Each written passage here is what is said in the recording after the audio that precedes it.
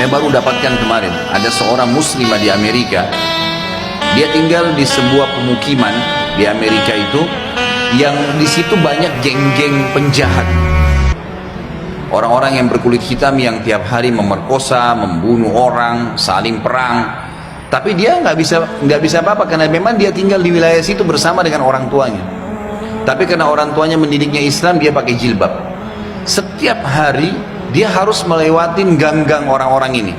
Jadi dia berusaha supaya tiba di rumah sebelum terbenam matahari. Karena kalau sudah malam, sudah gelap, udah kumpul tuh geng-geng semua di situ.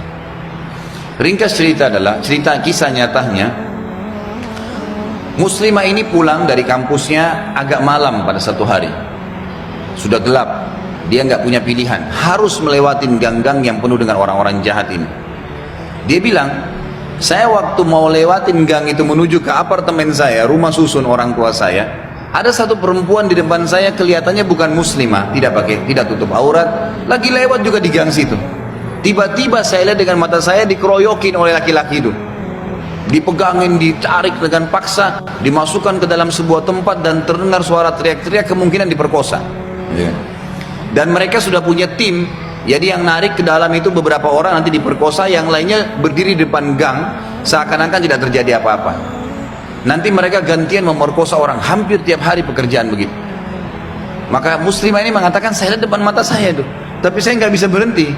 Saya mau kemana? Mau ke kampus sudah tutup, mau ke tempat teman-temannya jauh, rumahnya tinggal beberapa langkah, harus dilewatin. Dia bilang, lalu saya berdoa kepada Allah, ya Allah, sebagaimana aku meyakini kamu ada, kamulah yang telah memerintahkan aku untuk menjaga kehormatanku, jagalah kehormatan ini.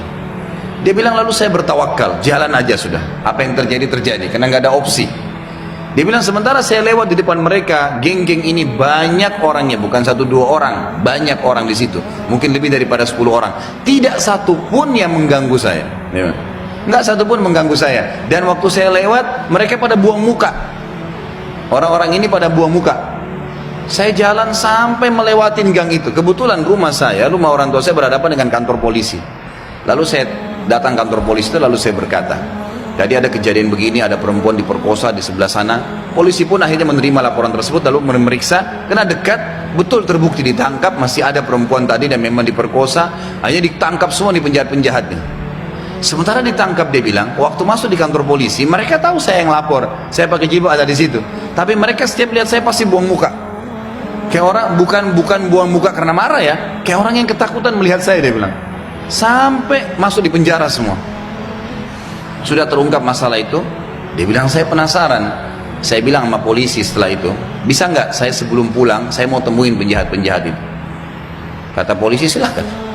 Datang ke sana, dikawal. Dia datang, dia tanya, waktu dia bilang saya masuk ke penjara, semuanya pada tunduk, gak ada yang berani lihat saya. Saya jadi bingung, ada apa sebenarnya, gitu kan? Saya seorang wanita cuma pakai jilbab. Ini penjahat-penjahat terkenal tiap hari perkosa orang, tiap hari bunuh orang, gak ada yang ditakutin, gitu kan? Maka saya bertanya, saya mau tanya, saya yang melaporin kalian, gitu kan? Maka semuanya ada satu orang yang menjawab mengatakan, kami tahu kalau kamu yang melaporin, gitu kan? Terus kata si perempuan ini, kalian tidak marah dengan saya? Karena ini nanti ke depannya siapa tahu mereka lepas dendam. Nggak ada yang nyaut, diam aja semuanya. Terus dia bilang, saya mau tanya, kenapa waktu saya lewat tidak ada di antara kalian yang mengganggu saya? Saya ingin tahu apa sebabnya. Ada satu orang, dia tidak angkat matanya ke arah perempuan, cuma dia tunduk, dia mengatakan, dari anda lewatin gang sampai sekarang, di belakang anda banyak orang yang menggunakan baju-baju putih yang menemani anda, dan badannya besar-besar, kami takut.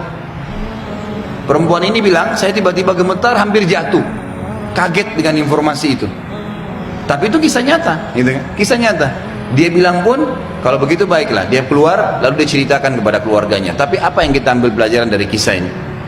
Keyakinan kepada Allah Subhanahu Wa Taala mendatangkan pertolongan yang memang tidak masuk di akal manusia, tidak masuk di akal manusia.